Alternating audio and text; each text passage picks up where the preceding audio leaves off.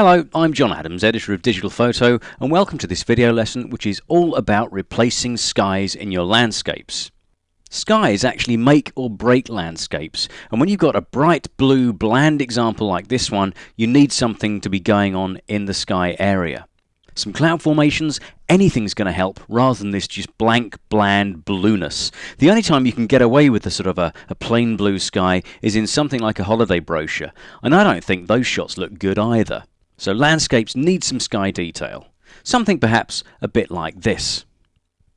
Now I'm sure you'll agree that this version of the image looks much better than the original. And the bottom half of the picture is pretty much untouched apart from a few contrast adjustments and a bit of dodging and burning. It's the top half that's the interesting bit. That's where we've put a new sky in. Now the landscape, or at least the foreground of the landscape, was taken in Red Rocks Canyon, just outside Las Vegas in Nevada in the USA. The sky itself, in the top half here, was taken in Devon. So we got sort of about 5,000 miles or so between the two pictures, but we're going to look at the way we can make them join together seamlessly. One of the problems with sky transplants is if we just zoom in, let's pick up the zoom tool and go right in on the horizon line. You can see here this looks pretty seamless here because we've blurred the edge slightly to help blend it in. And that's the trick we're going to show you in this video lesson. If you've got a really jaggedy edge that makes the foreground look very separate to the sky, that's a bad sky replacement. And we're going to just reveal how to do a good one. Right, let's go back to full screen. And then we'll kick off with our start image. I've got it just here. It's called redrocks.jpg. And that's the one we're going to use for our sky replacement technique. Okay, the first thing we're going to do is pick up the Magic Wand tool from the toolbox. That's this little chappy here. Click on that, and then we're going to just click into the sky area. So click once, and you'll see that most of the sky is selected, pretty much because it's all the same sort of colour. Now if that doesn't happen, first of all, check your options bar, because up here you want tolerance set to about 32, and you want to make sure that anti-alias and contiguous are ticked. If you've got those two ticks and 32 in tolerance, then you can carry on. All you need to do is hold down the Shift key to add to the selection you've made, and then click in one of the unselected areas. That selects a bit more of the sky. We've got a bit more to go though, so keep holding the Shift key and then click once more, and that should be the entire sky selected. Now if we zoom in, let's just pick up the zoom tool and go in and look tightly on this horizon line. You can see that that's fairly accurate, but there's a slight fringe, a slight halo around this selection. So what we're going to do to make sure we get all of the sky, we're going to now expand that selection. So to do that, we go to Select, choose Modify, and then pick Expand from the list. Click on that, and then all we need to do is expand the selection by 1 pixel. Put 1 in there, click OK, and you'll see the marching ants line move slightly inwards to take in more of the rocky horizon. Now we've done that, what we're going to do is just come back out to full screen, just double click the hand tool to do that, and then we need to see our layers palette. So go up to Window and choose Layers, and that'll pop up on screen. And then what we're going to do is turn the background into an editable layer. That's really quick and easy to do. Hold down the Alt key and then just double click where it says background and it will change to layer 0. Once you've got layer 0, to get rid of this whole area, to get rid of the whole sky, all you need to do is hit the backspace key. Hit that once and you'll fill it with this checkerboard. That means it's transparent. Now we've done that, we just need to get rid of these marching ants that are still lining around the selected area. So just hold down Control and press D to get rid of the selection lines. Okay, so far so good. We've got a blank area above the foreground. What we need now is a decent sky to put into that hole. So from the CD you can just open up the sky image. There it is there. And that'll pop up on screen. Now we're going to copy this sky. So hit Ctrl and A to select the entire image, then hit Ctrl and C to copy it all into memory. You've now got it copied, so you can close it down with Ctrl and W. And then to paste it into this image, just hit Ctrl and V. Now those shortcuts are worth remembering. You'll use them all the time and time again, so make a note of them or just try and remember them so you can do things nice and quickly when you're using Photoshop. Okay, so we've got our new sky pasted in, and what we need to do is actually flip it round. If we select the Move tool, we can see that we had our highlight on the original sky in this corner here, but on this new sky, the highlight's in this corner. So we need to laterally reverse it. And to do that, we go to Edit, Transform, and down to Flip Horizontal. Click on that and the whole thing will flip over, so we've got the sky laterally reversed. If you're using elements, you need to go to Image, Rotate, Flip Layer Horizontal instead. It does the same thing, but the command's in a different place. Once you've done that, we're going to get our sky roughly into position, so we'll just move it up here like so. And then what we're going to do is make sure that our sky is actually behind the image. This is easy in the Layers palette. All you do is get hold of Layer 1 and drag it underneath Layer 0. Then our sky is going to show through. Now that doesn't look too bad, but I'm just going to transform that sky to use a bit more of it. So that's nice and easy to do. We just hit Ctrl and T on the keyboard. Then we need to create a bit of room around the canvas like so. That should do the trick. Move the Layers palette out the way. Then all we're going to do is get hold of this corner of the transform bounding box and just pull the sky in till it looks about right in our image. I think something like that's pretty good. Yeah, we'll leave that little bit of highlight in there in the corner. Yep, that's good. When you're happy with the transformation you've made with your new sky, double click inside the bounding box or just hit Enter or Return on the keyboard to confirm the changes you've made. Now that's looking pretty good, at least it is from a distance. But if we go in close, let's just get hold of our zoom tool and just go in tight on this horizon line.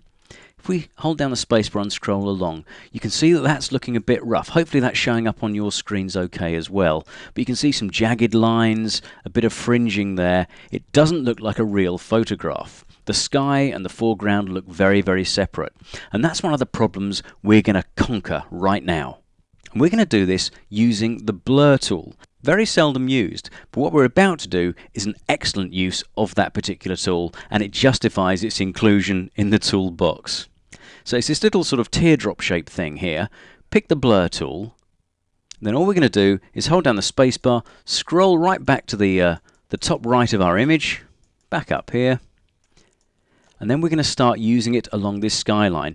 Now that's too big at the moment. We've got 80 pixels set.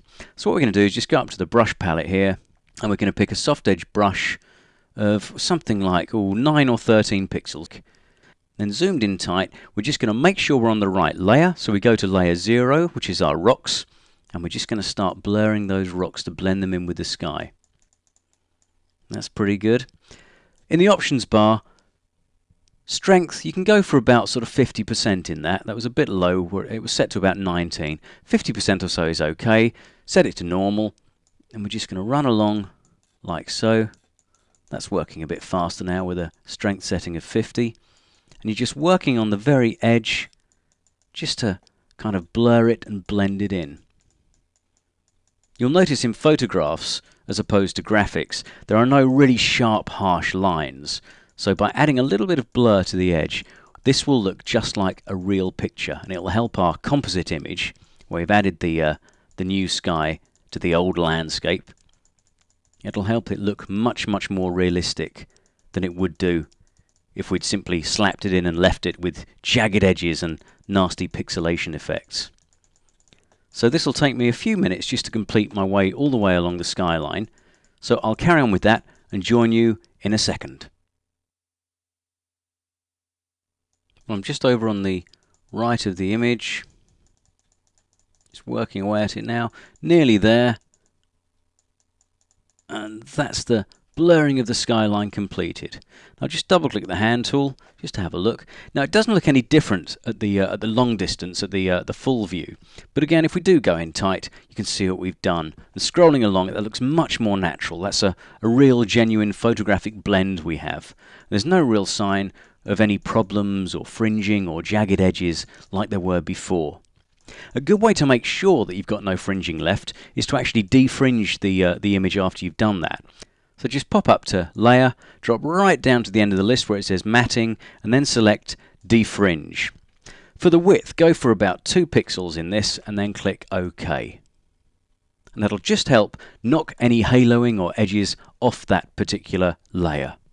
If you're using elements, you can do the same thing, only you go to Enhance, Adjust Color, and Defringe Layer. Does the same thing, but again you've got the command in a slightly different place. Okay, let's jump back out to full screen, and you can see there we've got a pretty good job going on. All we need to do now is do a couple of further enhancements and basic tweaks of the image just to get it looking at its very best. And the first thing I'm going to do is make a levels adjustment layer. So in the layers palette, if we pop down to the adjustment layer icon, click on that and choose levels from the list. And all we're going to do is just do a little bit of contrast work on this foreground rocky area. I'm just going to pull the black slider in. That's probably enough around about there. Maybe a little bit of white, something like that. And then a touch of the gamma slider, just moving it over to the right a touch. Just to give, yeah, that's given those shadows a bit more oomph, a bit more beef. So it's just added a little bit of contrast to the whole thing. Once I've done that, I'm going to redden up the color balance a touch too. And I can do that in levels as well. All we're going to do is just select the red channel from where it says RGB. And if we move the gamma slider to the left, we'll get more red introduced. Only needs a little bit, maybe 1.13, something like that. That looks pretty good there. And once we've done that, we can click OK and accept that adjustment. Now at the moment the adjustment's applying itself across both layers because it's sitting at the top of the stack. But what we can do is a little trick just to make sure it applies only to the rocks. And that's just by holding Alt on the keyboard, and then you'll see this double-headed circle appear when you go to the line between the two layers. And all you have to do is click when you see that double-headed circle, and that adjustment layer will be clipped just to the layer immediately beneath. Once we've done that, we can do the same thing with the sky. So if we select the sky layer, and then create an adjustment layer again, we'll go for levels.